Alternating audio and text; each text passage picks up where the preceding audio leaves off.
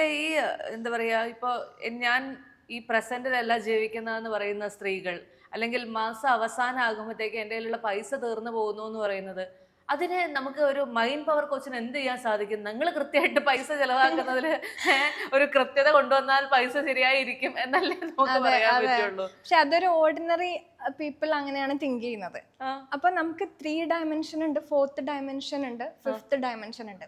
നമ്മൾ ഈ എല്ലാവരും ത്രീ ഡയമെൻഷനിലാണ് ഉള്ളത്.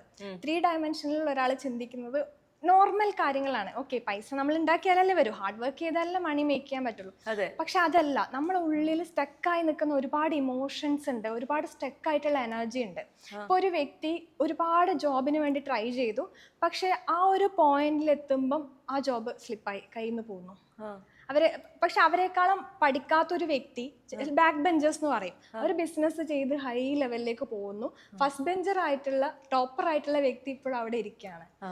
അപ്പോൾ നമ്മൾ ചിന്തിക്കേണ്ടത് നമ്മളെ തോട്ട് പാറ്റേൺ, നമ്മളെ ഇമോഷണൽ പാറ്റേൺ നമ്മൾ റീപ്രോഗ്രാം ചെയ്ത് ബ്രേക്ക് ചെയ്ത് കഴിഞ്ഞാൽ നമ്മൾ ആഗ്രഹിക്കുന്ന രീതിയിൽ നമ്മളെ ലൈഫ് നമുക്ക് മാറ്റാൻ പറ്റും. ഇപ്പൊ നേരത്തെ പറഞ്ഞില്ലേ, ഓർഡിനറി ആൾക്കാർ ചിന്തിക്കുന്നത് പൈസ അടക്കുന്നതൊക്കെ പറഞ്ഞില്ലേ. അതെ. അപ്പൊ അത് നമുക്ക് മൈൻഡ് പവർ ഉപയോഗിച്ച് നമുക്ക് നമ്മൾ ആഗ്രഹിക്കുന്ന ഫൈനാൻഷ്യൽ സ്റ്റെബിലിറ്റിയിൽ നമുക്ക് എത്താൻ പറ്റും.